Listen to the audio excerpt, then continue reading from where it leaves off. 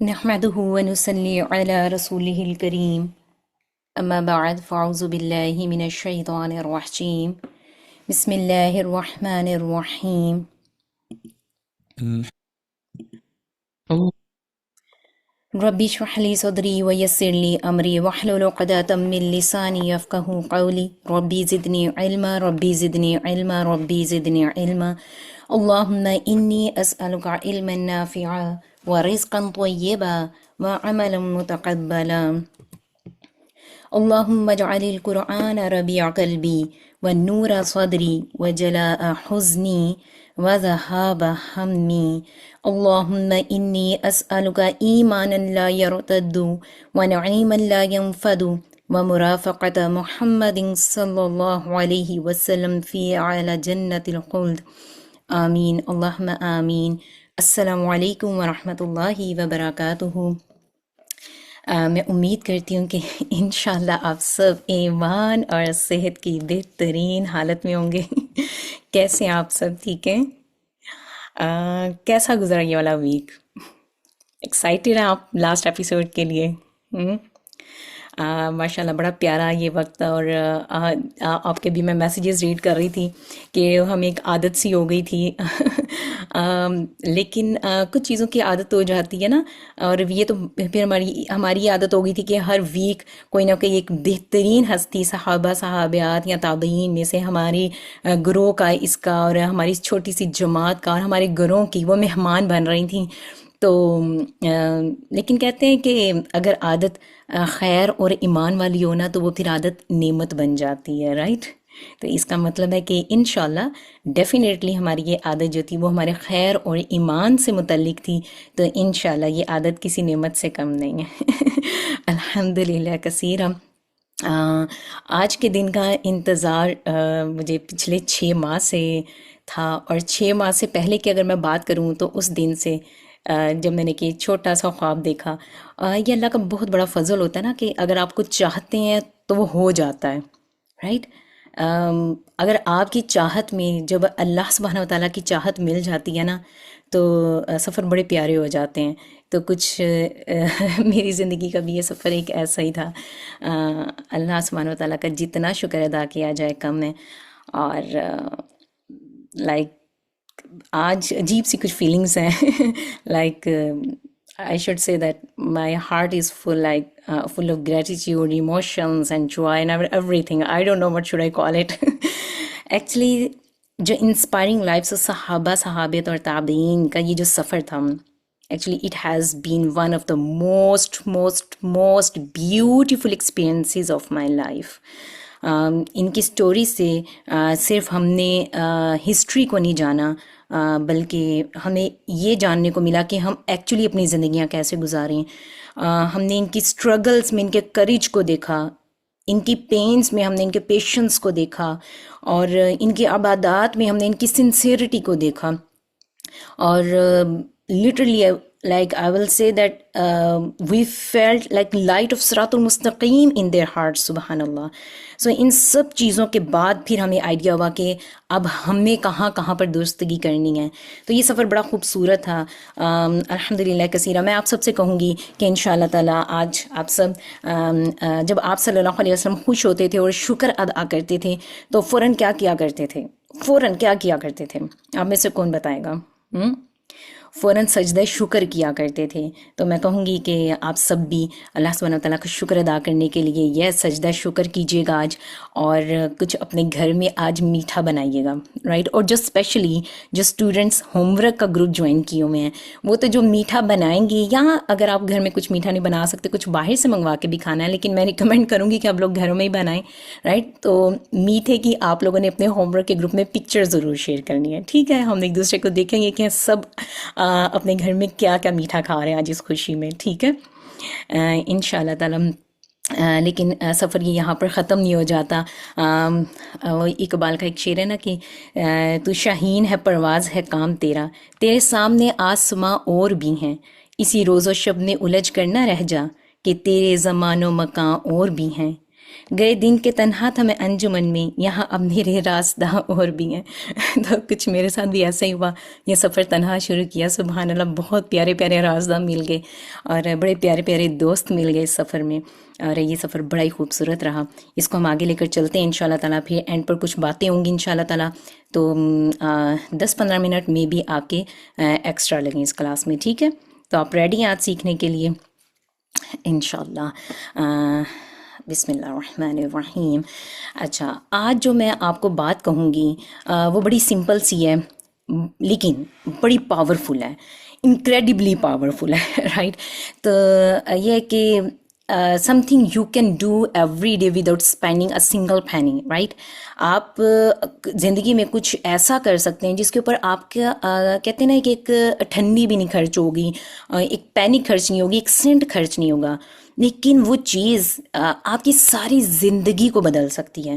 تو وہ کیا چیز ہے جس کے اوپر میرا کچھ خرچ نہیں ہو رہا، میرے اس کے اوپر کوئی میری خاص انرجی نہیں لگ رہی، میرا اس کے اوپر کوئی پیسہ نہیں لگ رہا، لیکن وہ کیا ایسی چیز ہے جو میں کرتی ہوں تو میری پوری زندگی چینج ہو سکتی ہے؟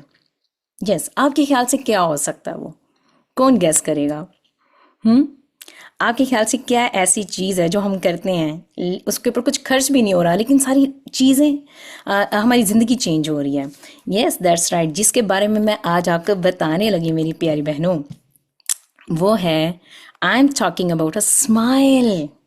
اسمائل کرنی ہے، نیتوں کو جو آپ نے درستگی کی بات کی ہے نا، اس کے اوپر تو بہت زندگی کا ایک سفر ہے نیت کو درست کرنے کا، یہ تو ساری زندگی کا ہے، لیکن ایک اسمائل ایک ایسی چیز ہے جو آپ کی ساری زندگی کو بدل سکتی ہے۔ میں آپ کو بتاؤں گی آج کیسے۔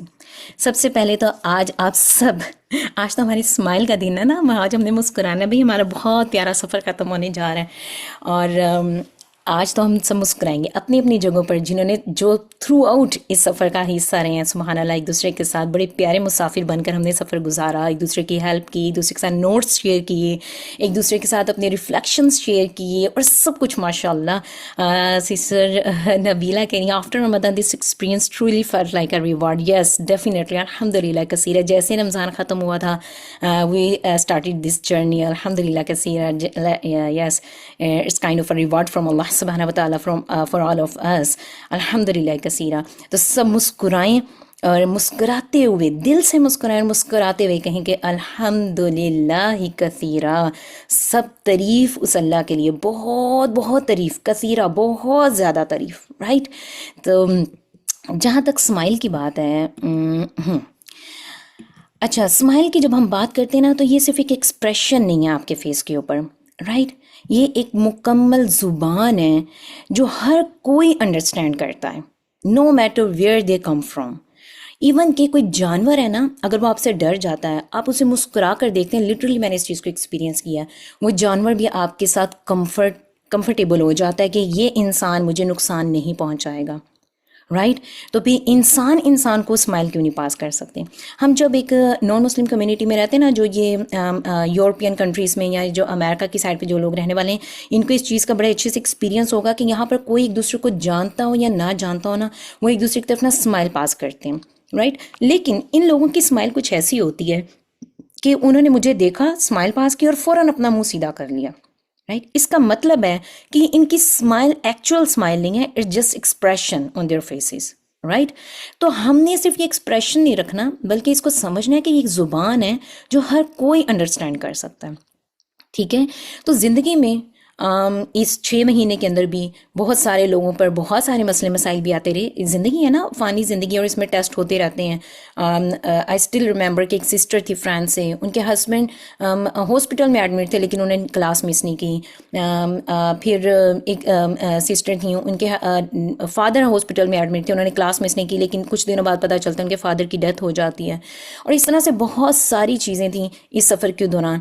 تو زندگی میں بہت ہم اکثر اسٹریسفل بھی ہو سکتے ہیں، ہمارے بہت سارے امتحانات بھی ہوتے ہیں، ہمارے کچھ ہوم ورکس اس طرح کے ہوتے ہیں، ہمارے ایگزام اسٹوڈنٹس کے ہوتے ہیں، بہت سارے گھروں میں رہنے والی خواتین کی رسپانسبلٹیز ہوتی ہیں، لیکن یاد رکھیں یہ سارے ٹف مومنٹس میں جب ہم ایک اسمائل کرتے ہیں نا، تو وہ ہمارے لیے ایک بہت بڑی ہوپ ہوتی ہے۔ کوئی بات نہیں، مشکل آئی ہے، اٹس اوکے، اسمائل کریں، میری مشکل میرے اللہ سے بڑی نہیں ہے، رائٹ؟ میرا اللہ سب سے بڑا ہے، میری مشکل تو بہت چھوٹی سی ہے. تو جس نے ابراہیم علیہ السلام کو، ہم سب ابراہیم علیہ السلام کی سنت کو فالو کرنے والے ہیں نا، تو جس نے ابراہیم علیہ السلام کو آگ سے بچا لیا تھا، جس نے صحرا میں سے پانی نکال دیا تھا، تو میں تو اپنے اس رب کو ماننے والی ہوں. تو میری مشکل تو بہت چھوٹی سی ہے. تو اسمائل پاس کریں، اٹس اوکے. یقین کریں میں نے اس چیز کو ایکسپیرینس کیا ہے. جب آپ بہت مشکل حالات میں اسمائل کر کے اپنے آپ کو ایسے کہتے ہیں نا کہ اتنی خاص قسم کی ایک پازیٹیوٹی آپ کے اندر آتی ہے، ایک پازیٹیو انرجی آپ کو ملتی ہے، آپ کا مائنڈ ریلیکس ہو جاتا ہے. اور بعض اوقات جب ہم اتنے مشکل حالات میں ہوتے ہیں نا اور اسمائل کر کے کہتے ہیں کہ انا للہ و انا الیہ راجعون، میں اپنے اللہ کے لیے اور میں نے اسی کی طرف لوٹ کے جانا ہے، کوئی مسئلہ نہیں، چھوٹی سی مشکل آئی ہے، میرا اللہ اس کو حل کر دے گا انشاءاللہ. تو پھر اس طرح کے جو آزمائش ہوتی ہے نا، جو آپ کو اللہ کے قریب کر دیتی ہے، تو وہ پھر آزمائش نہیں ہوتی، یعنی کہ وہ آپ کے کسی گناہ کی وجہ سے نہیں ہوتی ہے. رائٹ. اگر کوئی ایسی آزمائش آئی جس میں آپ اپنے اللہ سے دور ہو جاتے ہیں اور آپ کے اندر ایک نیگیٹیوٹی گرو کر رہی ہے، تو وہ ڈیفینیٹلی آپ کے کسی گناہ کی وجہ سے ہوگی. لیکن اگر کوئی امتحان آیا اور وہ آپ کو اپنے مشکل وقت آیا اور وہ آپ کو آپ کے اللہ کے قریب کر دیتا ہے نا، تو وہ مشکل وقت بھی آپ کے لیے ایک نعمت بن جاتا ہے. رائٹ. تو ویسے بھی ایک سائنس نے ایک بڑی امیزنگ بات ہمیں بتائی ہے کہ your brain releases chemicals called endorphins, اور یہ ایک ہیپی ہارمونس ہیں. جب بھی ہم مسکراتے ہیں نا تو ہمارا برین یہ ایک ہیپی ہارمون ریلیز کرتا ہے. رائٹ. اور پھر ہم اس سے بہت اچھا فیل کرتے ہیں، ہمارا مائنڈ بڑا کام سا ہو جاتا ہے اور ہم بہتر سوچنے لگتے ہیں. So yes, I will say smiling isn't just for others, it's for you too. So دوسروں کے لیے نہیں مسکرانا، اپنی ذات کے لیے بھی مسکرانا ہے، کیونکہ مجھے اپنی صحت کو اچھا رکھنا ہے، مجھے اپنے مائنڈ کو کام رکھنا ہے، مجھے بہتر سوچنا ہے اپنی ذات کے لیے، اپنے گھر والوں کے لیے، اپنے بچوں کے لیے، اپنے شوہر کے لیے اور اپنے معاشرے کے لیے. رائٹ. تو ویسے بھی جو مسکراہٹ ہے نا وہ نرم دلی کی نشانی ہے. جو انسان مسکراتا بھی چہرے سے دوسروں کو ملتا ہے نا، تو آپ نہ بھی بتائیں گے نا تو دوسروں کو پتہ چل جائے گا کہ یہ بہت ہی اچھا انسان ہے، اس کی طبیعت میں بڑی نرمی ہے، بڑا لینینٹ ہے. رائٹ. قرآن مجید میں سورہ آل عمران میں آیت نمبر 159 میں اللہ سبحانہ وتعالیٰ آپ صلی اللہ علیہ وآلہ وسلم سے فرما رہے ہیں فَبِمَا رَحْمَةٍ مِّنَ اللَّهِ لِنْتَ لَهُمْ. اگر یہ اللہ سبحانہ وتعالیٰ کی طرف سے رحمت نہ ہوتی نا تو پھر آپ ان کے لیے سخت دل ہو جاتے. رائٹ. تو یہ اللہ تعالیٰ کی طرف سے رحمت کی نشانی ہے نرم دل ہونا، اور نرم دلی کی سب سے بہترین نشانی ہے جب ہم مسکراہٹ پاس کرتے ہیں. بڑی پیاری ایک حدیث ہے، حضرت جریر بن عبداللہ رضی اللہ عنہ نے بیان کیا کہ جب سے میں اسلام لایا ہوں، رسول اللہ صلی اللہ علیہ وآلہ وسلم نے پردہ کے ساتھ مجھے اپنے گھر میں داخل ہونے سے کبھی نہیں روکا. ہو سکتا ہے کہ تب ان کی عمر اتنی زیادہ نہ ہو، اور ہو سکتا ہے کہ تب پردے کے احکام بھی نہ آئے ہوں، لیکن اس کے بعد وہ کہتے ہیں کہ اور جب بھی آپ مجھ کو دیکھتے خوشی سے آپ مسکرانے لگتے تھے. کتنا پیارا گیسچر ہے کہ آپ کے گھر میں کوئی آیا ہے اور آپ اس کو مسکرا کر مل رہے ہیں. یقین جانیں آپ اس کے سامنے ٹیبل بھر کے کھانے نہ پکائیں، آپ کے کچن میں کچھ بھی نہیں ہے، آپ کی پینٹری خالی تھی، آپ کے فریج میں کچھ بھی نہیں پڑا ہوا، اور کوئی سڈن آپ کے گھر میں آ گیا، صرف آپ اسمائل پاس کرتے ہیں نا اس کو دیکھ کے، وہ مہمان وہیں سے خوش ہو جاتا ہے. رائٹ. اور اگر آپ کے گھر میں کوئی آیا اور آپ سوئے اٹھے جمعیہ لے رہے ہیں، یارننگ کر رہے ہیں، آپ کہہ رہے ہیں اللہ اچھا تو مجھے بتا ہی دیتی، میں تمہارے لیے کچھ پکا ہی لیتی، اور اتنے مرجھائے ہوئے منہ کے ساتھ کہہ رہے ہیں، تو دوسرا سوچے گا کہ بہن تو میرے لیے کچھ بھی نہ پکاؤ، صرف مجھے مسکرا کر ہی مل لو. تو مسکراہٹ بہت پاورفل ہے، اسے فور گرانٹیڈ نہیں لینا چاہیے، اور یہ پھر سنت ہے. اس کو آج سے سوچ لیں، سنت سمجھ کے اس پر عمل کرنا ہے. آپ کے گھر میں کوئی آئے گا، آپ نے اسے مسکراتے ہوئے ملنا ہے، خوشی سے مسکراتے ہوئے. آپ اس حدیث کے الفاظ پر غور کریں، صرف آپ صلی اللہ علیہ وسلم ان کو مسکراتے ہوئے نہیں دیکھتے تھے، خوشی سے مسکراتے ہوئے دیکھتے تھے. ہم تو اکثر منہ بناتے ہیں نا، دوسرے کو مسکراہٹ بھی محسوس کروا دیتے ہیں، اور اکتاہٹ بھی اس مسکراہٹ میں ہوتی ہے.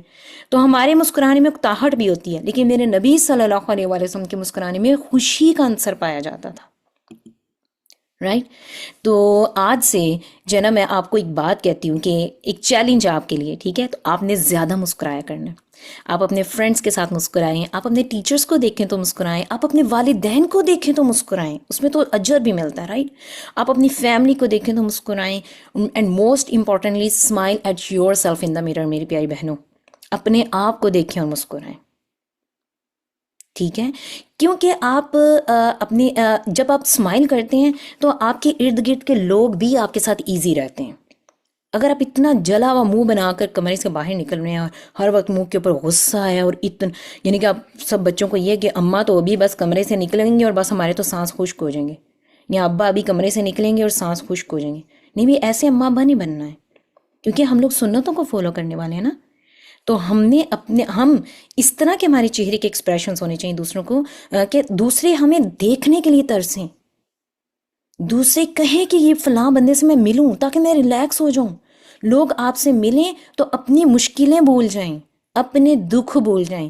آپ کا اخلاق اتنا اچھا ہونا چاہیے دوسرے کے ساتھ، رائٹ. کچھ لوگ ہوتے ہیں کہ ہمیں ہوتا ہے کہ بس اس کے کال آئی تو بس یہ سر دردی لگے گی، اس طرح کی باتیں ہوں گی.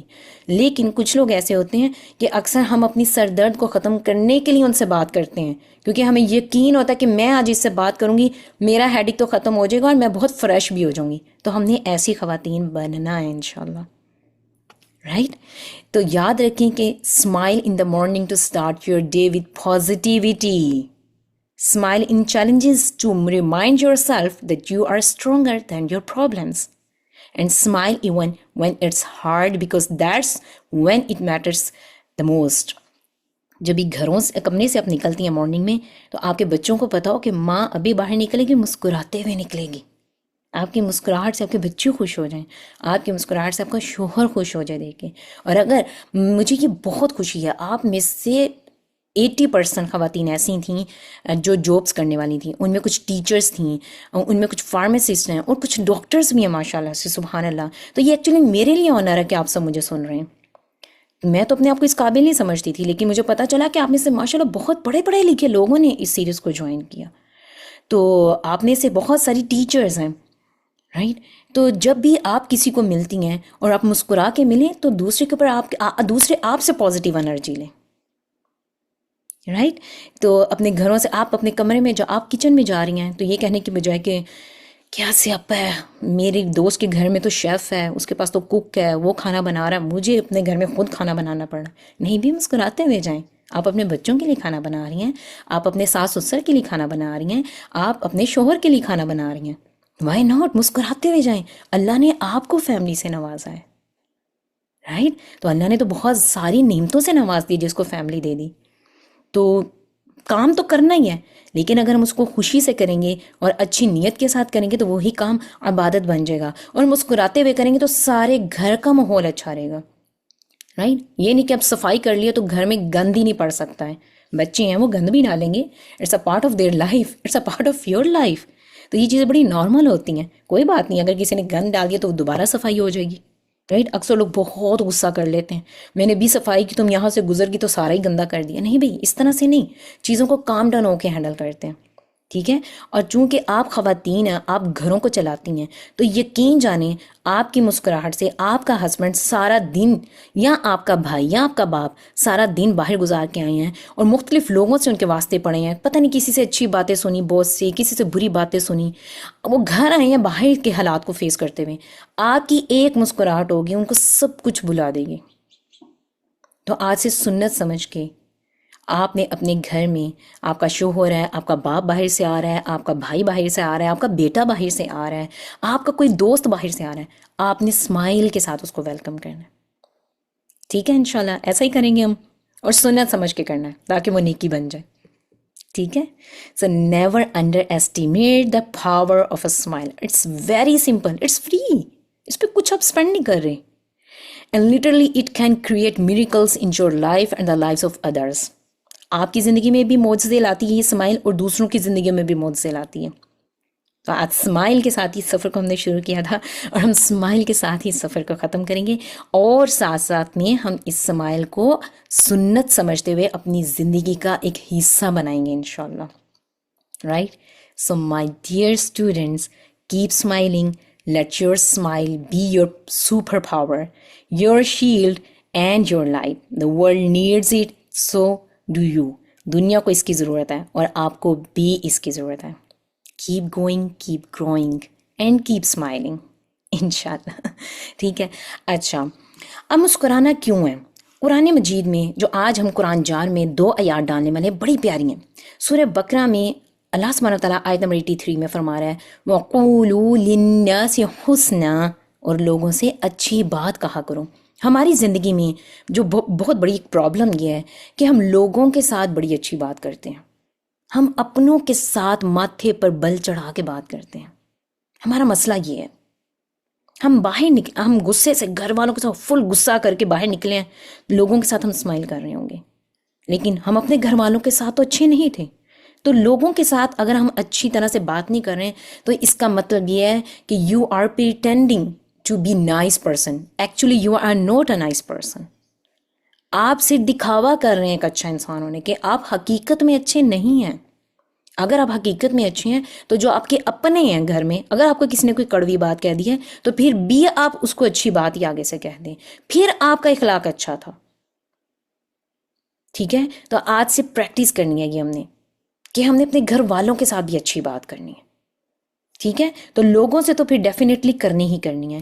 دوسری بات سورہ فصیلات کی آیت نمبر 34 میں اللہ سبحانہ تعالیٰ کہہ رہے ہیں ادفع باللتی ہی احسن، برائی کو اس طریقے سے دور کرو جو سب سے احسن ہے، جو سب سے بہتر ہے۔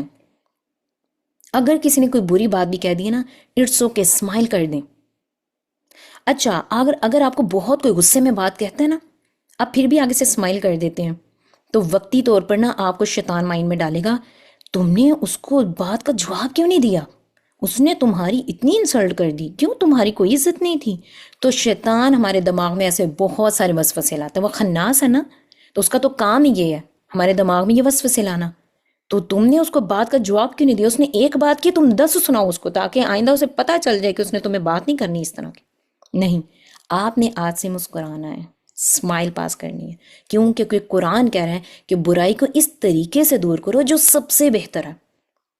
اور اگر آپ کو کسی نے ٹونٹ کر دیا ہے، اگر آپ کو کسی نے کوئی کڑوی بات کہہ دی ہے، کسی نے کوئی بدتمیزی کر دی ہے، کچھ کہہ دیا، آپ اسمائل کر کے وہاں سے منہ موڑ لیں، سائڈ پر ہو جائیں، تھوڑی سپیس دے دیں، رائٹ؟ تو یقین کریں گے وقتی طور پر اسمائل آپ پر بہت بھاری گزرتی ہے، بڑی گراں ہوتی ہے، اور یہ بڑا مشکل ہے یہ کام کرنا، یہ بہت بہت مشکل ہے، یہ میں آپ سے بتا رہی ہوں، مجھے آئیڈیا اس چیز کا، یہ کام کرنا بہت مشکل ہے۔ لیکن یقین جانے یہ تھوڑی دیر کی اسمائل جو اپنے نفس کے اوپر جبر کر کے آپ نے دوسرے کو دینی ہے نا، اس کے بعد آپ کی روح تک اس کی تحسین جاتی ہے، آپ اندر سے ہلکے پھلکے ہو جاتے ہیں۔ کیوں ایسا ہوتا ہے؟ کیونکہ اللہ سبحانہ وتعالیٰ کا ساتھ آپ کے ساتھ آ گیا ہوتا ہے۔ ہم دیکھتے ہیں قولوا للناس حسنا کے بارے میں ابن کثیر میں آتا ہے، تفسیر ابن کثیر میں آتا ہے کہ اس آیت کی تفسیر میں لکھا ہے کہ لوگوں سے نرم کلام اور خوش اخلاقی سے پیش آنا چاہیے، اس میں مسکراہٹ اور اچھے انداز کی بات شامل ہے میری پیاری بہنوں، اس لیے آج میں نے مسکراہٹ کو پہلے ڈسکس کیا۔ پھر آتا ہے کہ یہ آیت عمومی حکم ہے جس میں ہر انسان سے حسن کلام، خوش اخلاقی اور خوش روئی مراد ہے۔ ٹھیک ہے، ادفع باللتی ہی احسن کو ہم دیکھتے ہیں تو تفسیر ابن کثیر میں آتا ہے کہ دشمن کے ساتھ بھلائی کرنا بڑا مشکل کام ہے۔ دشمن کے ساتھ بھلائی، اپنوں کے ساتھ تو ہر کوئی کر لیتا ہے، لیکن یہاں کہا جا رہا ہے دشمن کے ساتھ بھلائی کرنا، سخت کلام کا جواب نرمی سے دینا، کسی نے اگر بری بات کہہ دی ہے اس کا جواب بھی نرمی سے دینا، اوکے اٹس اوکے فائن، کوئی بات نہیں۔ اگر وہ آپ کے بارے میں سوچیں گے کہ یہ تو بڑی بیوقوف ہے، اس کو تو جواب ہی دینا ہے، تو کوئی بات نہیں، ہم ایسے بیوقوف ہی صحیح ہیں، رائٹ؟ اور دوش روی کے بدلے میں خوش اخلاقی دکھانا اس حکم میں داخل ہے۔ ٹھیک ہے، پھر اس کے علاوہ اس آیت کے تحت بیان کیا گیا کہ برائی کا جواب اچھے رویے اور خوش اخلاقی سے دینا دشمن کو بھی دوست بنا دیتا ہے۔ تو ایکچولی آپ صلی اللہ علیہ وآلہ وسلم کے اور ہمارے رویے میں یہی فرق ہے۔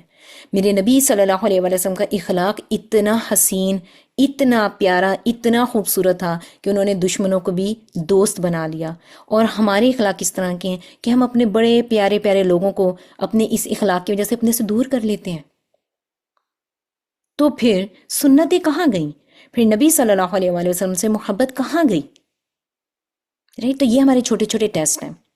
کبھی بھی کسی کی بات بری لگتی ہے، اب جوائنٹ فیملی میں رہ رہے ہیں، جوائنٹ فیملی سسٹم میں بہت ساری چیزیں ایک دوسرے کی بری لگتی ہیں، ٹھیک ہے۔ جوائنٹ فیملی سسٹم کے علاوہ اگر ہم آپس میں دو بہنیں بھی تھوڑی دیر کے لیے اکٹھی رہتی ہیں تو ایک دوسرے کی بات بری لگ سکتی ہے، رائٹ؟ تو اٹس اوکے، یہاں پر اب آپ نے اس ریمائنڈر کو یاد رکھنا ہے۔ احادیث کے حوالے میں ہم دیکھتے ہیں، بڑی پیاری حدیث ہے، آپ صلی اللہ علیہ وآلہ وسلم نے فرمایا تبسمک فی وجہ اخیک لک صدقۃ، تمہارا اپنے بھائی کے چہرے پر مسکراہٹ لانا تمہارے لیے صدقہ ہے۔ رائٹ. تو اس میں تو ہم کوئی ایکسکیوز ہی نہیں کر سکتے کہ میری جیب میں پیسے نہیں ہیں، میرے پاس اتنی اماؤنٹ نہیں ہے میں کسی کو خرچ کروں، میں کہاں سے صدقہ کروں.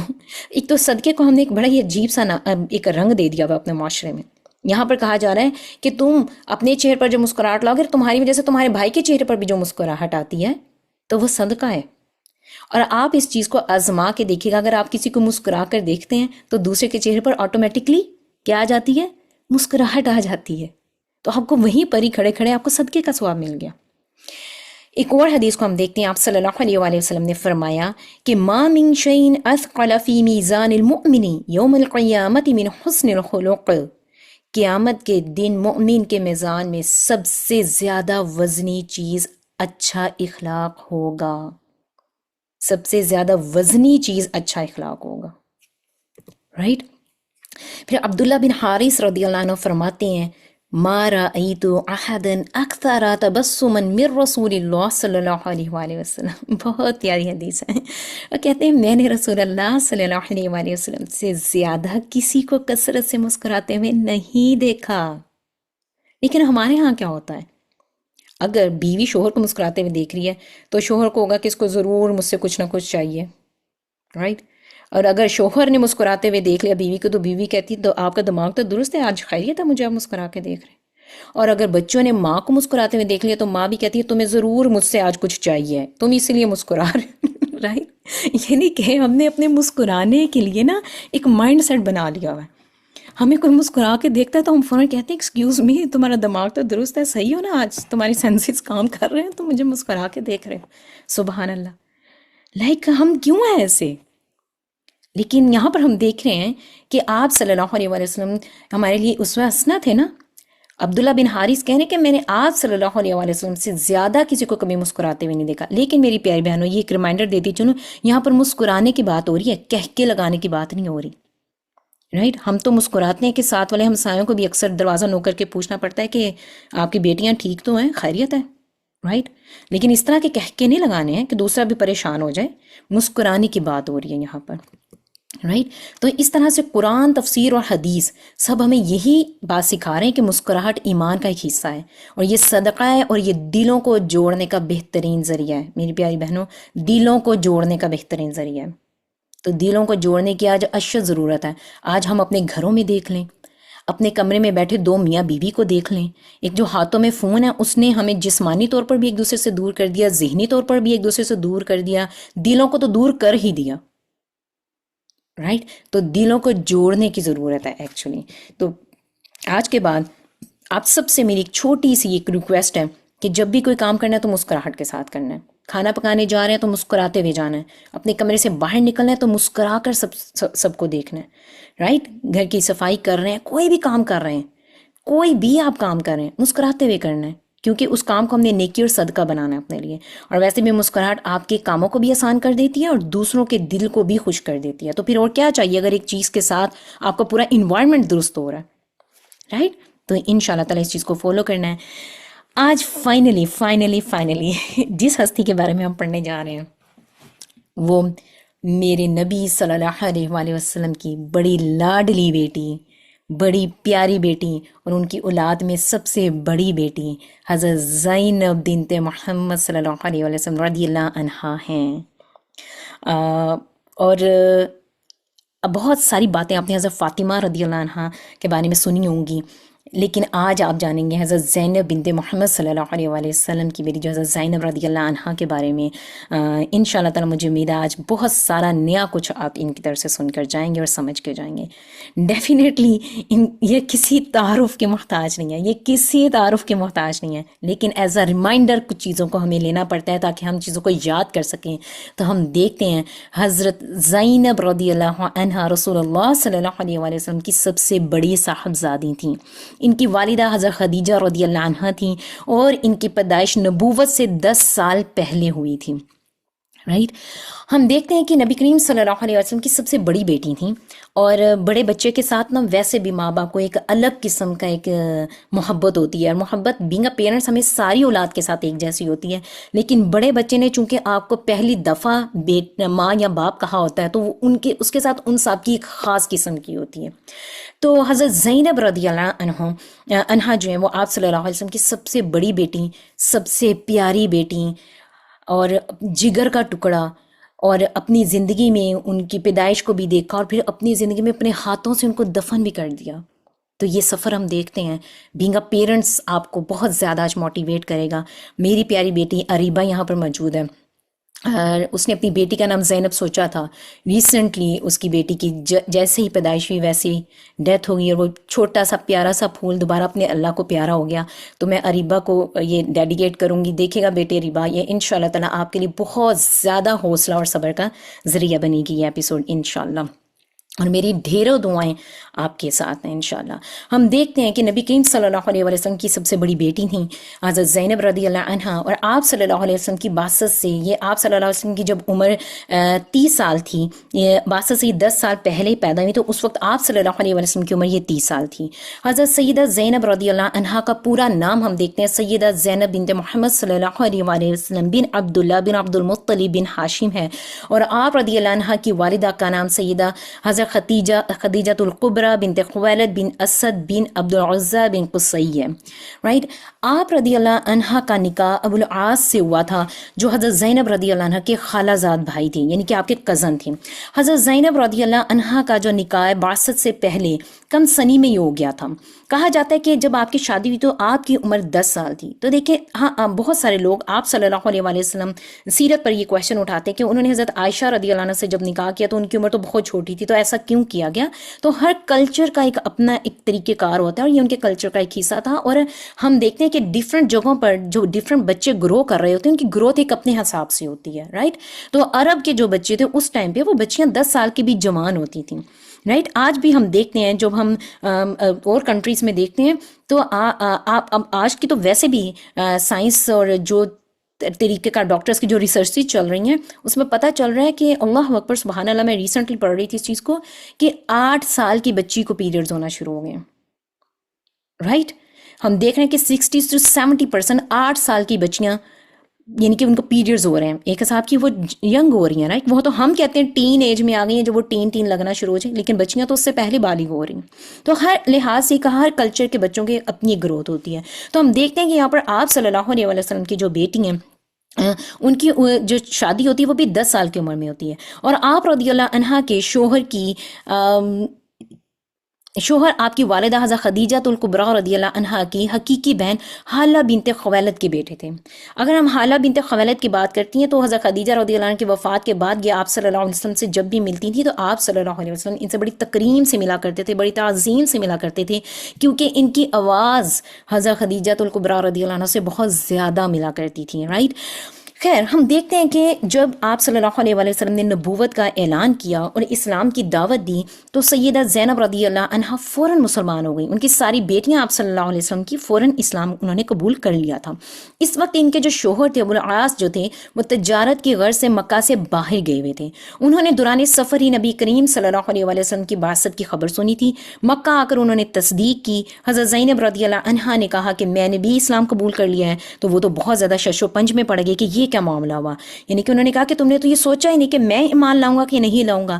تو سیدہ زینب رضی اللہ عنہ نے جواب دیا کہ میں اپنے صادق اور امین باپ کو کیسے جھٹلا سکتی ہوں، خدا کی قسم وہ سچے ہیں، اور میری ماں، بہنیں اور حضرت علی رضی اللہ عنہ بن ابی طالب اور ابو بکر صدیق رضی اللہ عنہ اور تمہاری قوم میں سے حضرت عثمان بن عفان رضی اللہ عنہ اور تمہارے مامو زاد بھائی زبیر بن عوام رضی اللہ عنہ بھی ایمان لا چکے ہیں، اور میرا خیال نہیں کہ تم میرے باپ کو جھٹلاؤ گے اور ان کی نبوت پر ایمان نہیں لاؤ گے. ابو العاص نے کہا کہ مجھے تمہارے والد پر کوئی شک و شبہ نہیں ہے اور نہ میں ان کو جھٹلاؤں گا، بلکہ مجھے تو ان سے زیادہ کوئی چیز عزیز ہی نہیں ہے کہ میں تمہارے ساتھ تمہارے طریقے پر چلوں، لیکن میں صرف اس بات پر ڈر رہا ہوں، مجھے جو ڈر ہے وہ اس چیز کا ہے کہ مجھ پر میری قوم الزام لگائے گی اور کہے گی کہ بیوی کی خاطر تم نے اپنے آباء و اجداد کو چھوڑ دیا، رائٹ، ان کا مذہب چھوڑ دیا. تو ہوتا کیا ہے کہ انہوں نے اس وقت میں اسلام قبول نہیں کیا. آج بھی ہم دیکھتے ہیں، ساتھ ساتھ کچھ ریفلیکشنز جو میں ساتھ ساتھ دیتی جاؤں گی، آج بھی ہم دیکھتے ہیں ہم اپنے کمیونٹی کے پریشر کی وجہ سے، اپنے پیئر پریشر کی وجہ سے کتنی چیزیں حق پر ہونے کے باوجود ہم نہیں کر پاتے ہیں. رائٹ. تو اس وقت میں ابو العاص نے بھی کچھ ایسا ہی کیا. لیکن اگر ہم ان کو اب انڈیویجولی ان کے کردار کو ہم دیکھتے ہیں تو آپ بڑے شریف النفس انسان تھے اور بڑے امانت دار ہونے کے ساتھ ساتھ مکہ کے معزز اور خوشحال تاجر بھی تھے. رائٹ. یہ امپورٹ ایکسپورٹ کا کام کیا کرتے تھے، لوگ ان کو بھی امین کہا کرتے تھے، اور آپ اچھی خصلتوں کے ساتھ ساتھ بلند نسب کے بھی حامل تھے. خیر، مکہ میں ان کی پوزیشن بڑی مالداری، امانت داری اور تجارت کے لحاظ سے بہت بڑی تھی.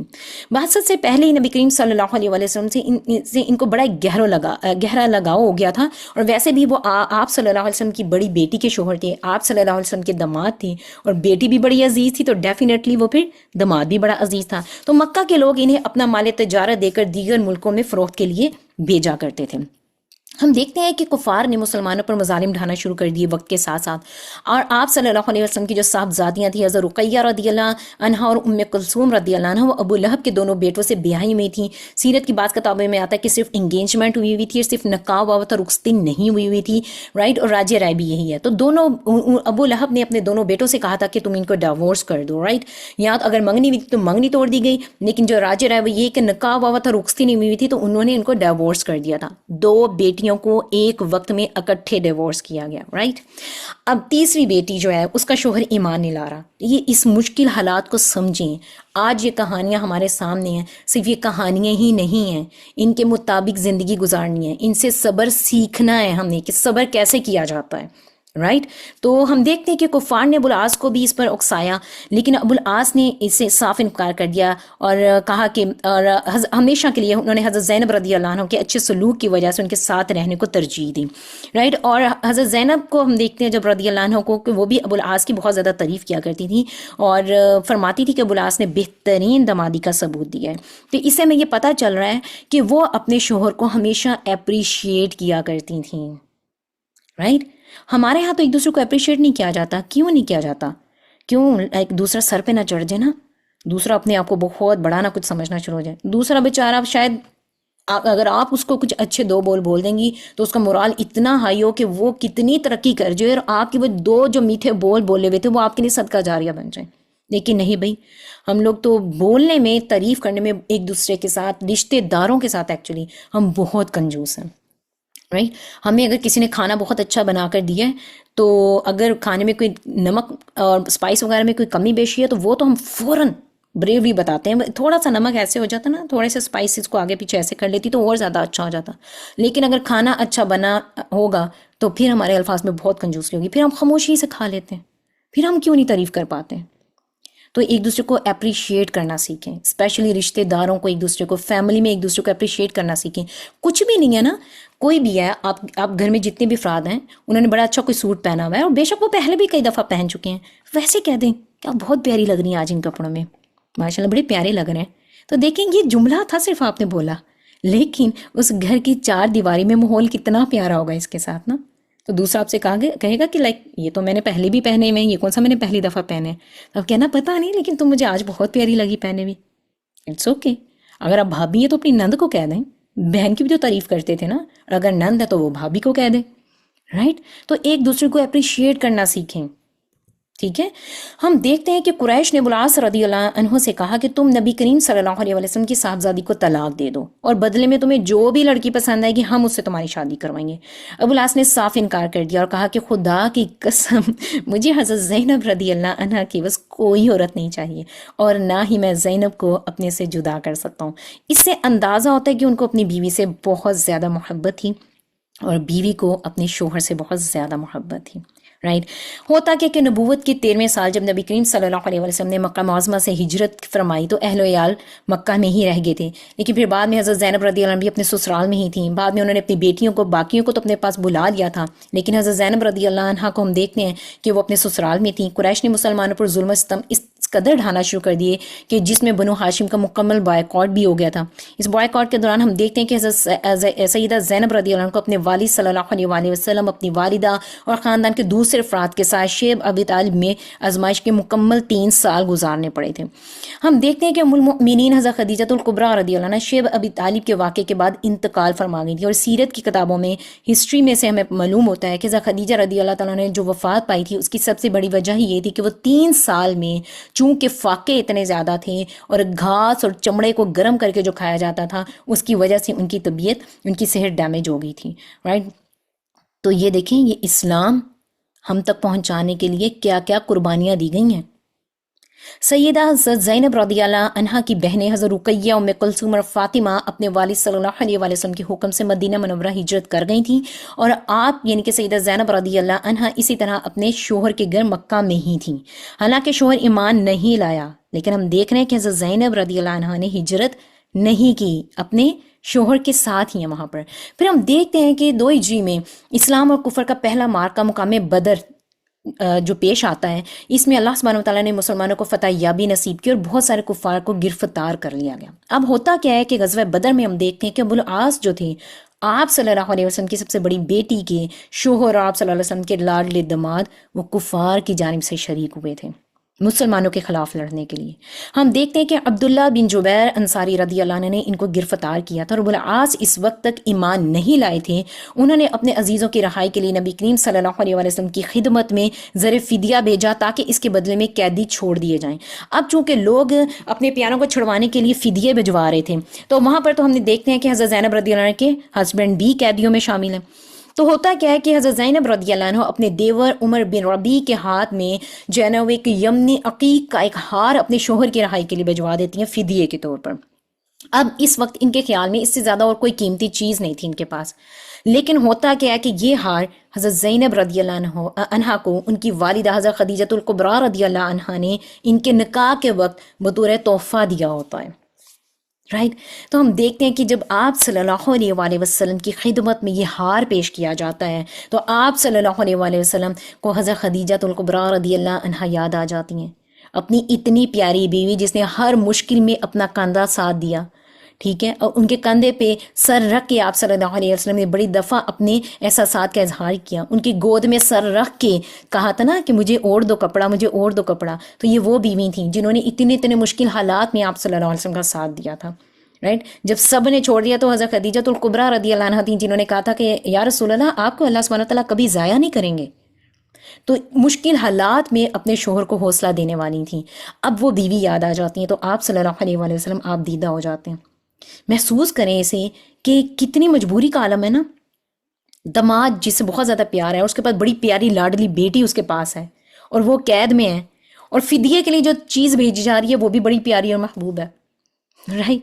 تو پھر آپ صلی اللہ علیہ وآلہ وسلم نے صحابہ کرام سے پوچھا، ان سے مشورہ کیا۔ یہ کتنے پیارے ایک لیڈر ہونے کی نشانی ہے، کتنی خوبصورت نشانی ہے ہمارے سامنے، ایک مثال ہمارے سامنے آ رہی ہے کہ آپ کہیں بھی کسی بھی سٹیٹس پر ہیں اور آپ کو ایک لیڈر ہونے کا سٹیٹس ملا ہوا ہے، تو آپ اپنے ساتھ جو چلنے والے لوگ ہیں سفر میں ان کو کیسے لے کر چلیں۔ تو ان سے مشورہ کرتے ہیں کہ یہ ہارٹ جو ہے نا ہم زینب رضی اللہ عنہا کو واپس بھجوا دیتے ہیں کیونکہ یہ اس کی ماں کی آخری نشانی ہے، رائٹ۔ اور جو ابو العاص کا جو فدیہ ہم یہ رکھ لیتے ہیں کہ مکہ مکرمہ جا کر یہ حضرت زینب کو ہمارے پاس بھجوا دیں گے۔ تو آپ صلی اللہ علیہ وسلم کی بات تھی، آپ صلی اللہ علیہ وسلم تو ایک بہترین لیڈر ہونے کی مثال ہمارے سامنے پیش کر رہے ہیں، لیکن صحابہ کرام رضی اللہ عنہ تو اس پہ نہ نہیں بول سکتے تھے نا، تو انہوں نے فوراً کہا کہ یا رسول اللہ، جو آپ کا حکم ہے وہ سر آنکھوں پر ہے، اور ابو العاص کو رہا کر دیا گیا تھا، رائٹ، اور وہ مکہ روانہ ہو جاتے ہیں۔ ہم دیکھتے ہیں کہ آپ صلی اللہ علیہ وسلم نے حضرت زید بن حارثہ رضی اللہ عنہ کو ابو العاص کے ساتھ بھیجا اور حکم دیا کہ وہ بطن یا جج مقام پر ٹھہر کر انتظار کریں گے جو اس کے باہر تھا، تھوڑے سے مکہ سے جو باہر تھا۔ اب جب حضرت زینب رضی اللہ مدینہ سے باہر تھا یہ مقام، اور جب حضرت زینب رضی اللہ عنہ جو ہے وہ وہاں پہنچے تو انہیں لے کر وہ مدینہ واپس آ جائیں۔ اب ہوتا کیا کہ ابو العاص نے وعدے کے مطابق پوری پلاننگ کی اور حضرت زینب کو اپنے چھوٹے بھائی یعنی ان کے دیور کے ساتھ، کنانہ کے ساتھ روانہ کر دیا تاکہ وہ حضرت زید بن حارثہ کے ساتھ مدینہ منورہ تشریف لے جا سکیں، اور خود چونکہ وہ امپورٹ ایکسپورٹ کا کام کرتے تھے، تجارت کا کام کرتے تھے، اور وہ دوبارہ سے تجارت کی غرض سے ملک شام کی طرف وہ روانہ ہو جاتے ہیں۔ اب ہم دیکھتے ہیں کہ جب انہوں نے یہ اپنا وعدہ نبھایا تو اس کے متعلق ہمیں بڑی پیاری حدیث ملتی ہے صحیح بخاری میں. آپ صلی اللہ علیہ وآلہ وسلم نے خاندان بنی عبد شمس کے ایک اپنے داماد جن کا نام عاص بن ربیع تھا، جن کے بارے میں ہم پڑھ رہے ہیں، ان کا ذکر کیا اور دامادی سے متعلق آپ نے ان کی تعریف کی. آپ نے فرمایا کہ انہوں نے مجھ سے جو بات کہی سچ کی، جو وعدہ کیا اسے پورا کیا. اب دیکھیں پیچھے آپ صلی اللہ علیہ وسلم کی لاڈلی بیٹی اپنے شوہر کی تعریف کر رہی ہیں. یہاں پر ہم دیکھتے ہیں کہ آپ صلی اللہ علیہ وسلم اپنے داماد کی تعریف کر رہے ہیں. ہمارے ہاں کیا ہوتا ہے کہ ہم لوگ اپنے بیٹوں کی تعریفیں تو خوب کر لیتے ہیں، اور اگر بیٹے نے کہیں بدتمیزی کی ہے، رائٹ، بیٹے نے آپ کو کوئی دھچکا پہنچا دی تو وہ بیٹے کی بدتمیزی تو ہم بس یہ کہہ کے بھلا دیں کہ کوئی بات نہیں، میں تو ماں ہوں نا، مجھے تو معاف ہی کرنا ہے. لیکن اگر وہی کام اگر دماد کرے گا تو پھر ہم دماد کے بھی ماں باپ کے کردار کی دھجیاں اڑا دیتے ہیں، رائٹ. ہم کیوں ہیں ایسے؟ لیکن میرے نبی صلی اللہ علیہ وآلہ وسلم تو اپنے دماد کو اپریشیٹ کر رہے ہیں. جو وہ ایمان نہیں لائے تھے تب بھی ان کے دل میں ان کے لیے جگہ تھی اور مقام تھا، کیونکہ انہوں نے آپ صلی اللہ علیہ وسلم کی بیٹی کو بہت خوش رکھا ہوا تھا. وہ آپ کی بیٹی سے بہت محبت کرتے تھے، رائٹ. اور جب انہوں نے اپنا وعدہ نبھایا تب بھی آپ صلی اللہ علیہ وسلم نے ان کی تعریف کی، ان کو اپریشیٹ کیا. تو آج ہمیں بار بار یہ لیسن مل رہا ہے کہ رشتوں کو اپریشیٹ کرنا ہم نے، ٹھیک ہے، ان کی تعریف کرنی ہے. کچھ نہیں اس سے بگڑ جائے گا، نہ تو پیسے خرچے جائیں گے نہ کوئی اور چیز ہوئے گی. پھر ہم دیکھتے ہیں کہ مشرکین مکہ کو جب اس بات کی خبر ملی کہ نبی کریم صلی اللہ علیہ وآلہ وسلم کی بیٹی مکہ جا رہی ہے تو انہوں نے کنانہ بن ربیع اور حضرت زینب رضی اللہ عنہا کا تعاقب کیا. مقام ذی طوا میں جا کر گھیر لیا. حضرت زینب رضی اللہ عنہا اونٹ پر سوار تھیں تو حبار بن اسود آتا ہے، وہ اپنے نیزے سے حضرت زینب رضی اللہ عنہ کو زمین پر گرا دیتا ہے، رائٹ. اور اب جب یہ ہوتا ہے تو یہاں وہ گرا دیتا ہے، یا جب اس نے اس کو جھٹکا دیا تو اس میں سے گر گئیں. خیر جو بھی معاملہ ہوا وہ زمین پر گر جاتی ہیں، انہیں سخت چوٹ آتی ہے. لیکن اس دوران میں میری پیاری بہنوں حضرت زینب رضی اللہ عنہا آپ صلی اللہ علیہ وسلم کی بیٹی وہ حاملہ تھیں، حمل کی حالت میں تھیں، اور اس دوران جب وہ گرتی ہیں تو گرنے سے ان کا حمل ساقط ہو جاتا ہے.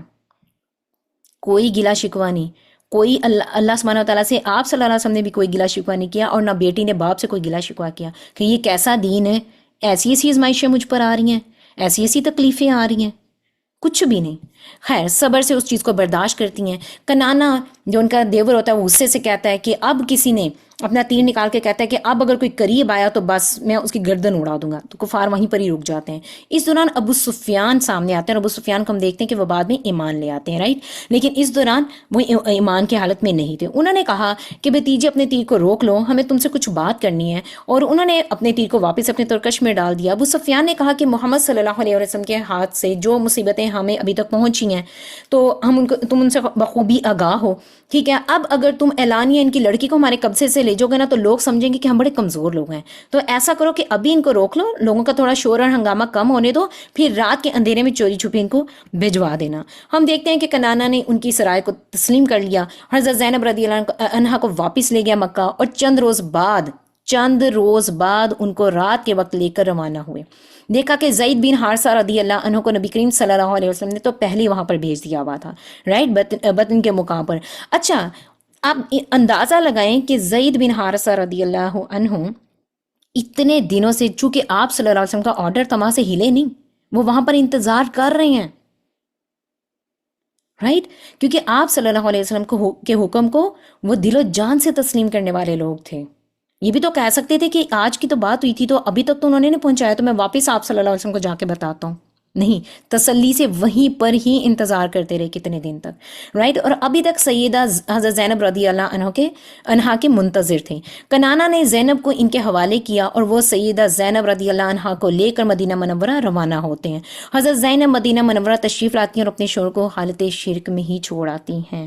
اور یاد رکھیے گا کہ میاں بیوی کو دونوں کا آپس میں بہت زیادہ محبت ہے. ابو العاص کو ہم دیکھتے ہیں تو حضرت زینب رضی اللہ عنہا سے ان کی جدائی کے کچھ معاملات ایسے تھے کہ وہ بہت زیادہ اداس تھے، ظاہر بات ہے ان کو بہت زیادہ محبت تھی، انہوں نے ان کو طلاق بھی نہیں دی ہوئی تھی، ٹھیک ہے، لیکن ان کے جانے کے بعد وہ بڑے بے چین سے رہتے تھے۔ ایک مرتبہ جب ملک شام کی طرف سفر کر رہے تھے تو انہوں نے یہ اشعار کہے تھے جو ہمیں سیرت کی کتابوں میں ملتے ہیں۔ انہوں نے کہا کہ جب میں ارم کے مقام سے گزرا تو زینب کو یاد کیا اور کہا کہ خدا ہر اس شخص کو شاد و آباد رکھ جو حرم میں مقیم ہے، امین کی لڑکی کو خدا جزائے خیر دی۔ یہ امین کون تھے یہاں پر؟ حضرت محمد صلی اللہ علیہ وآلہ وسلم۔ اور امین کی لڑکی کون ہے یہاں پر؟ حضرت زینب رضی اللہ عنہ۔ اور ہر خاوند اسی بات کی تعریف کرتا ہے جس کو وہ خوب جانتا ہے، سبحان اللہ۔ اب ہم یہاں پر دیکھتے ہیں کہ شوہر بیوی کی تعریف کر رہا ہے، رائٹ؟ اب آپ کو سمجھ آ رہی ہے کہ لوگوں کی زندگیاں کیوں اتنی خوبصورت تھیں؟ یہ نہیں کہا کہ یہ کیسی بیوی تھی، مجھے اس حال میں چھوڑ کے چلی گئی، اس کا دین اس کو یہ سکھاتا ہے، اور کہ مجھے اپنے شوہر کو ایسے چھوڑ کے تم چلی جاؤ، اس کے دین نے اس کو یہ حقوق سکھائے؟ نہیں، اپنی بیوی کی تعریف کی اور اپنے بیوی کے دین کی، اس کے مذہب کی اور اس کے فیصلے کا احترام کیا، رائٹ؟ تقریباً 2 سال میاں بیوی کی جدائی کے صدمات سہنے پڑے ان لوگوں کو آپس میں ایک دوسرے کے ساتھ۔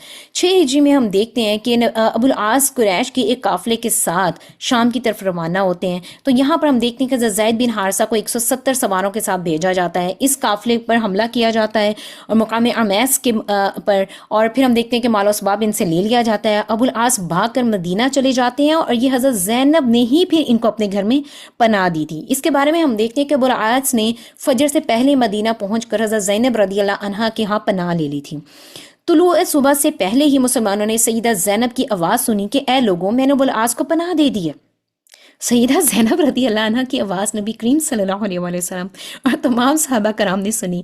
نماز مکمل ہوئی، آپ صلی اللہ علیہ وسلم بہت جلد حضرت زینب رضی اللہ عنہ کے پاس پہنچے اور صورتحال معلوم کی کہ یہ کس چیز کا اعلان تھا۔ تو ابو العاص نے مکہ پہنچ کر جب ان کے پھر ہم دیکھتے ہیں کہ انہوں نے معلوم کیا، اور اس میں پھر سیرت میں ہمیں ملتا ہے، آگے شاید سلائیڈ مس ہو گئی ہے، کہ اس میں آتا ہے کہ آپ صلی اللہ علیہ وسلم مسکراتے ہوئے صحابہ کی طرف دیکھتے ہیں اور کہتے ہیں جو میں نے سنا کیا وہ تم نے بھی سن لیا؟ تو صحابہ کرام کہتے ہیں جی رسول اللہ، ہم نے بھی سن لیا۔ اب یہاں پر دوبارہ یہ بات سامنے آتی ہے ہمارے کہ آپ صلی اللہ علیہ وآلہ وسلم اپنے بیٹی کے ڈیسیجن کو رسپیکٹ دے رہے ہیں، رائٹ؟ یہ نہیں کہہ رہے کہ زینب وہ تو ایمان نہیں لایا تھا اور اب تم نے اس کو پناہ دے دیا، لوگ کیا کہیں گے مجھے، لوگ ہمارے اسلام پر انگلی اٹھائیں گے۔ نہیں، یہاں پر بیٹی کے ڈیسیجن کو رسپیکٹ دی جا رہی ہے، بیٹی کا کیا فیصلہ ہے اس کو عزت دی جا رہی ہے، ٹھیک ہے؟ اس کو ہم مزید آگے بھی انشاءاللہ تعالیٰ دیکھتے ہیں۔ اچھا، اس کے بعد اس کے امان لینے کے بعد ابو العاص واپس چلے جاتے ہیں، اور اس کا فائدہ کیا ہوتا ہے؟ سبحان اللہ، وہاں پر پہنچتے ہیں تو لوگوں کو ان کے واجبات اور حقوق واپس کر دیتے ہیں، چونکہ یہ جو ہے وہ تاجر تھے اور لوگوں کے ان کے پاس کچھ پیسہ اور رقم اور جو بھی معاملات تھے مال کے ان کو واپس کر دیتے ہیں، اور کہتے ہیں کہ اب مجھ پر کسی کا کوئی حق تو نہیں ہے۔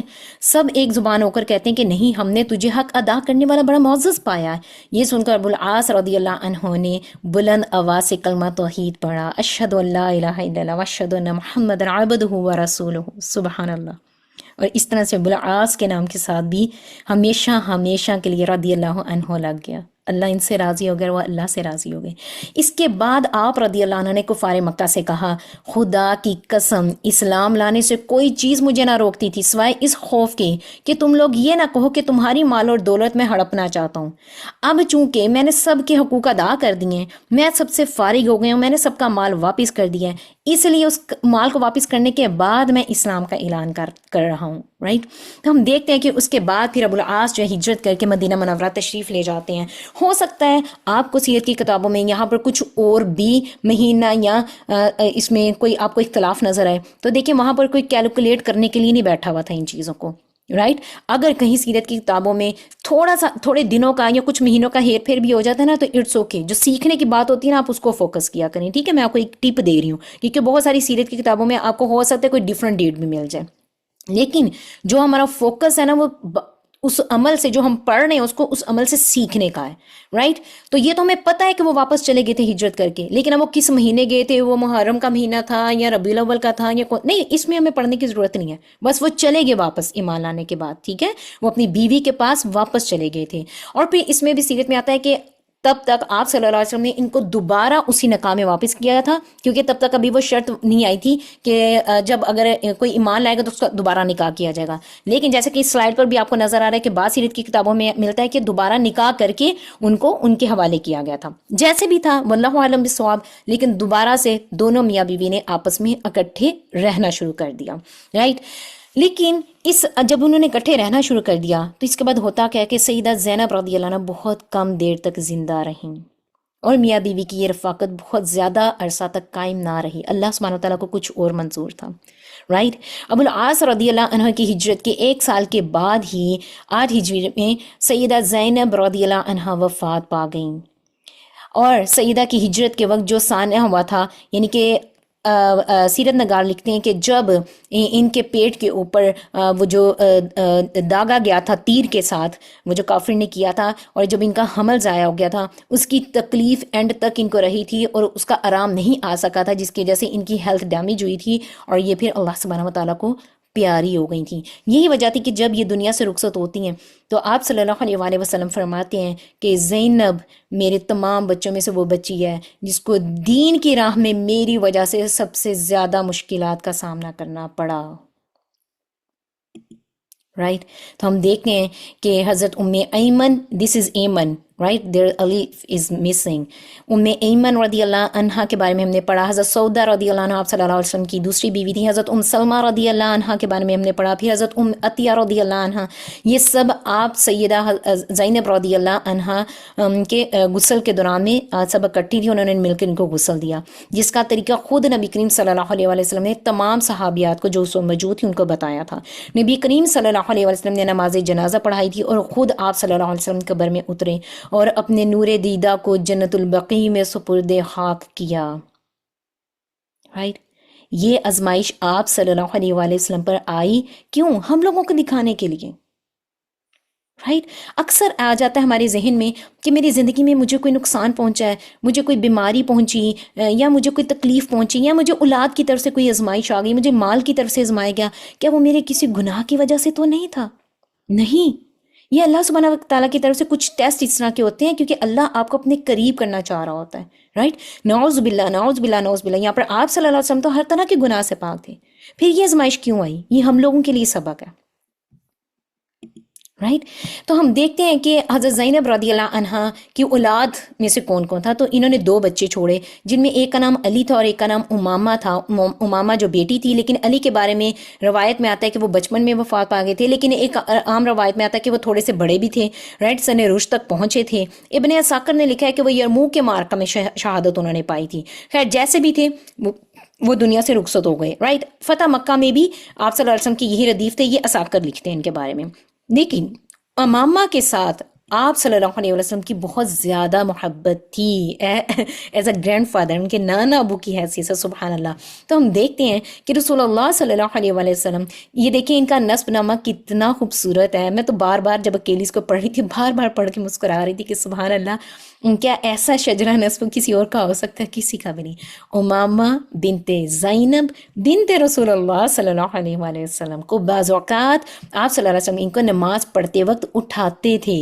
ابو العاص بن ربیہ بن عبد الشمس کی حدیث میں ہے کہ سجدہ میں جاتے تو امامہ کو اتار دیتے تھے اور جب قیام فرماتے تو ان کو اٹھا لیتے تھے. ہمارے ہاں کیا ہوتا ہے، اگر کوئی دادی نانی یا کوئی نماز پڑھ رہے ہیں اور آگے سے کوئی پوتا نمازی گزر گئے ہیں یا پاس آ گئے ہیں، بس وہ تو پیچھے پڑ جاتے ہیں، رائٹ. ہم بڑے ایموشنل ہو جاتے ہیں، ہماری نماز خراب کر دی، تم پاس بول رہے تھے، میری نماز ڈسٹرب کر دی. لیکن یہاں پر کیا ہو رہا ہے، میرے نبی صلی اللہ علیہ وآلہ وسلم جن پر ہمارا سب کچھ قربان، اور صرف کہنے کی حد تک نہیں، اللہ سبحانہ تعالیٰ ہمیں ان لوگوں میں شامل کر دے کہ ہم واقعی ہی سب کچھ قربان کرنے والے بن جائیں ان پر. ان کا کیا طریقہ ہمارے سامنے آ رہا ہے کہ وہ اپنی گرینڈ کڈ کو نماز کے دوران اٹھا رہے ہیں. اور آپ مجھے بتائیں کہ آپ صلی اللہ علیہ وسلم سے بہتر کوئی نماز پڑھنے والا ہو سکتا ہے؟ تو یہ پھر کس کو سکھایا جا رہا ہے؟ ہم لوگوں کو سکھایا جا رہا ہے. تو یہاں پر دیکھیں کہ آپ صلی اللہ علیہ وسلم ایز اے نانا، رائٹ، اپنی نواسی کو کتنا پیار کر رہے ہیں.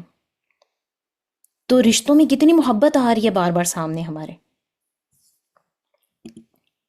حضرت امامہ رضی اللہ عنہا عرصہ تک زندہ رہی تھیں، اور حضرت ابو العاص رضی اللہ عنہ نے اپنی وفات سے پہلے حضرت امامہ کو حضرت زبیر بن عوام کی سرپرستی میں دے دیا تھا، کیونکہ حضرت ابو العاص بھی کچھ عرصے کے بعد وفات پا گئے تھے جب ان کی بیوی حضرت زینب رضی اللہ عنہ نے وفات پائی تھی، میرے خیال سے 2 یا 3 سال کا عرصہ تھا درمیان میں۔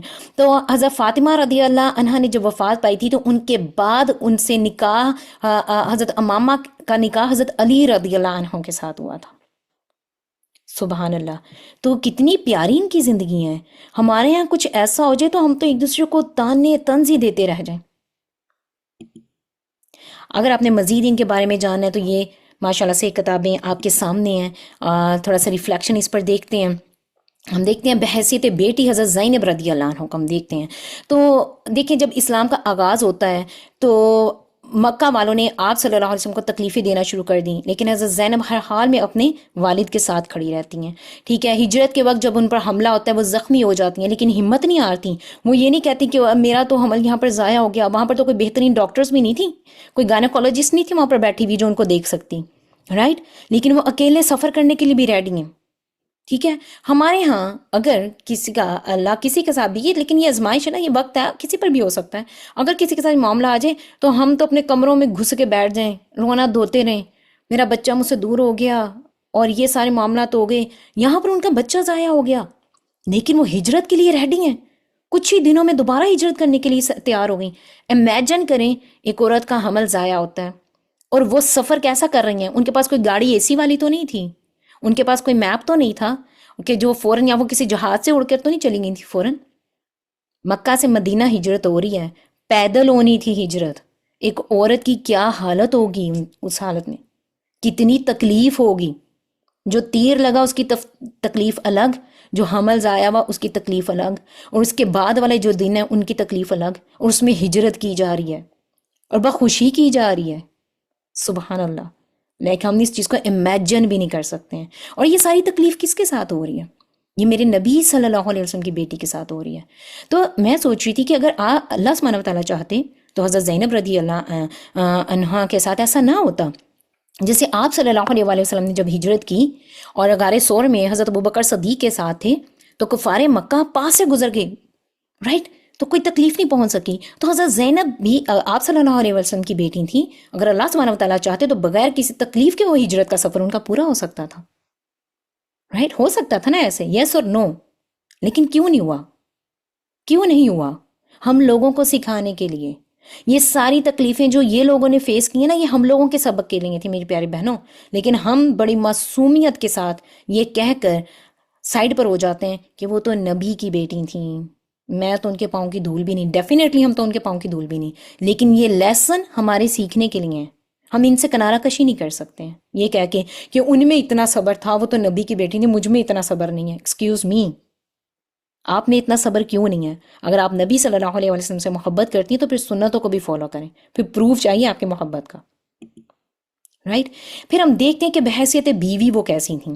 تو انہوں نے حضرت زینب رضی اللہ عنہا اپنے شوہر سے محبت کرتی تھی، مگر ایمان کے اصولوں پر انہوں نے سمجھوتا نہیں کیا، محبت بہت زیادہ تھی لیکن ہجرت کی، حق پر ڈٹی نہیں، رائٹ۔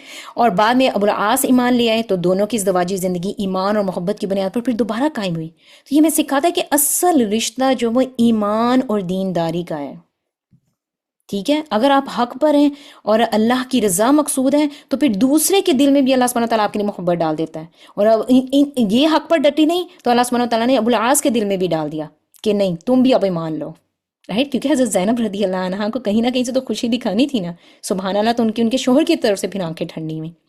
پھر ہم دیکھتے ہیں آپ صلی اللہ علیہ وسلم کا کردار بحیثیت باپ حضرت زینب رضی اللہ عنہا کی زندگی سے جو ہمارے سامنے آتا ہے وہ یہ ہے کہ جب فدیہ واپس کرنا تھا تو آپ صلی اللہ علیہ وسلم یہ کام خود بھی کر سکتے تھے، لیکن آپ صلی اللہ علیہ وسلم نے بطور باپ بھی عدل اور انصاف کو اپنی بیٹی کی خواہش پر ترجیح دی، رائٹ۔ یعنی کہ وہ پیغام بھجوا سکتے تھے کہ ابو العاص تو ہمارے قیدی لوگوں میں ہے، یہ تو میرا داماد ہے تو ان سے تو نہیں، بس ٹھیک ہے زینب کو پیغام بھجوا دو، ہم ابو العاص کو بھجوا رہے ہیں واپس۔ نہیں، جو فدیہ دینے والی کنڈیشن تھی وہ بیٹی نے بھی پوری کی، رائٹ۔ تو کتنا عدل اور انصاف ہے جو ہمارے سامنے آ رہا ہے۔ ہم کیا کرتے ہیں؟ جہاں پر ہمارے اپنوں کی بات آتی ہے تو ہم تو بھول ہی جاتے ہیں عدل اور انصاف کے کیا کیا تقاضے ہیں۔ خیر، ابو العاص کو پناہ دیتے ہوئے جب بیٹی نے فیصلہ کیا تو آپ صلی اللہ علیہ وسلم نے اس پر بھی بھروسہ کیا اور اسے بھی احترام کی نگاہ سے دیکھا۔ ابو العاص کو ہم دیکھتے ہیں بحیثیت شوہر، تو انہوں نے وعدے کی پاسداری کی۔ حضرت زینب رضی اللہ عنہ کو وعدے کے مطابق مدینہ بھیجا، وہاں پر جا کے مکر بھی تو سکتے تھے نا کہ ٹھیک ہے میری تو جان بخشی ہو گئی، میں تو واپس آ گیا، اور زینب اگر تمہیں مجھ سے محبت ہے تو تمہیں بس میرے ساتھ ہی رہنا ہوگا۔ اور وہ نہ جا کے بتاتے حضرت زینب رضی اللہ عنہ کو، حضرت باپ پر وہی آ رہی تھی، بیٹی پر تو نہیں آ رہی تھی نا، تو بیٹی کو نہ پتہ چلتا کہ میرے باپ نے تو اس کنڈیشن پر بھیجا کہ تم زینب کو واپس بھیجو گے، لیکن اپنے وعدے کی پاسداری کی، رائٹ۔ ابتدا میں مسلمان نہ ہونے کے باوجود بھی انہوں نے حضرت زینب رضی اللہ عنہا کو ان کے دین پر چلنے سے نہیں روکا۔ تو شوہر کو بیوی کے ایمان اور عبادت کا احترام کرنا چاہیے، وائس ورثہ بیوی کو بھی اپنے شوہر کے ایمان اور عبادت کا احترام کرنا چاہیے، ٹھیک ہے۔ تو آپ صلی اللہ علیہ وآلہ وسلم ہر نعمت پر جو ہے نا وہ اللہ تعالیٰ کی حمد کیا کرتے تھے میری پیاری بہنوں، اور وہ کیا تھی؟ الحمد للہ الذی بنعمتہ تتم الصالحات۔ تمام تعریفیں اللہ سبحانہ و تعالیٰ کی ذات کے لیے ہیں جس کی نعمت سے نیک کام مکمل ہوتے ہیں، اور آج یہ نیک کام اپنے اختتام پر کو پہنچتا ہے۔ الحمد للہ کثیرہ، الحمد للہ کثیرہ۔ I'm so proud of all of you for your love of learning, for your reflections and for working on this journey with me. آپ سب نے مجھے سنا، اتنا سراہا، اس کے لیے اللہ سبحانہ و تعالیٰ کا بہت زیادہ لاکھ لاکھ شکر، آپ سب کا بھی شکر، اور میں آپ سب کی بھی شکر گزار ہوں۔ اور remember you are not just my students, آپ سے میرے اسٹوڈنٹس نہیں ہیں، you are my companions on this path of knowledge and faith. تو سب سے پہلے اس سیریز کو کلوز چونکہ ہم کر رہے ہیں تو یاد رکھیے گا this is not the end, it's the beginning. The purpose of learning this story is to live by them, right؟ اب ہم نے ان کے اکارڈنگ زندگیاں گزارنی ہیں، اپنی زندگیوں کو ان خوبصورت کرداروں کے ریفلیکشن میں ڈھالنا ہے، right؟ So let's promise to yourself, let's carry their legacy forward with kindness and steadfastness in the faith. So اللہ سبحانہ و تعالیٰ آپ سب کا حامی و ناصر ہو۔ بہت پیارا سفر رہا، انشاءاللہ نیکسٹ ویک ہم اس کی گریجویشن کریں گے۔ آپ سب نے اپنے اپنے ریفلیکشنز ریڈی کر کے آنا ہے، جن کو سرٹیفکیٹس ملیں گے، جو سرٹیفکیٹس ہولڈرز ہیں ان سیریز کے، ان کے سرٹیفکیٹس اناؤنس کیے جائیں گے، اور جن کے ساتھ میں کیش پرائزز ہیں، انڈیا سے ہیں، پاکستان سے ہیں، جس بھی کنٹری سے ہیں، انشاءاللہ آپ سب کے کیش پرائزز اناؤنس کیے جائیں گے۔ آپ سب نے اچھے اچھے ریفلیکشنز ریڈی کرنے ہیں، اور آپ انشاءاللہ تعالیٰ اس دن آئیں اور آپ کو انمیوٹ کیا جائے گا۔ آپ نے جو بھی اس سیریز سے سیکھا وہ ہم سب سے شیئر کریں۔ میں ابھی اس کو بند کرتی ہوں، انشاءاللہ تعالیٰ کلاس کو ختم کرتے ہیں، اور باتیں تو بہت ساری ہیں، یہ سفر بڑا پیارا ہے، کوئی بات نہیں، وہی والی بات نا کہ تیرے سامنے آسماں اور بھی ہیں، ابھی تو اور بھی بہت کچھ کرنا ہے انشاءاللہ۔ سبحانک اللہم و بحمدک، اشہد ان لا الہ الا انت، استغفرک و اتوب الیک۔ جزاکم اللہ خیرا کثیرا my dear students for your presence, your hearts and your love for the deen۔ اللہ سبحانہ و تعالیٰ آپ کا حامی و ناصر ہو، خوش رہیں، آباد رہیں، ہنستے مسکراتے رہیں، دین سیکھتے اور سکھاتے رہیں، آمین اللہم آمین۔ الحمد لله عدد ما خلق، الحمد لله ملء ما خلق، الحمد لله عدد ما في السماوات وما في الأرض، الحمد لله عدد ما أحصى كتابه، والحمد لله على ما أحصى كتابه، والحمد لله عدد كل شيء، والحمد لله ملء كل شيء، الحمد لله عدد ما خلق، الحمد لله ملء ما خلق، الحمد لله عدد ما في السماوات وما في الأرض، الحمد لله عدد ما أحصى كتابه